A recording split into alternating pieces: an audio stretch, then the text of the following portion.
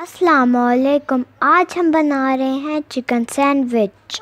ये बहुत ही सिंपल और बेसिक रेसिपी है।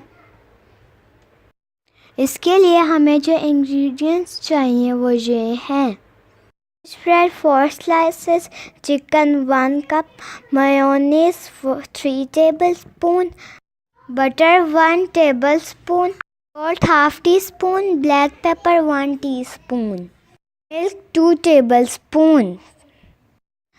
अब मेयोनीज में चिकन डालें।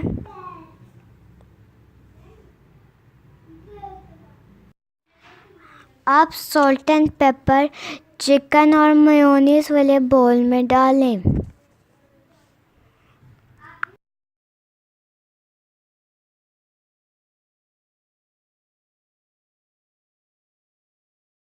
अब इसमें दूध और बटर डाल दें और इसे अच्छी तरह मिक्स कर लें।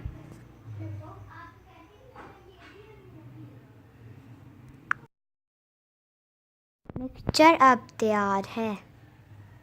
अब इस मिक्सचर को ब्रेड पे डालें।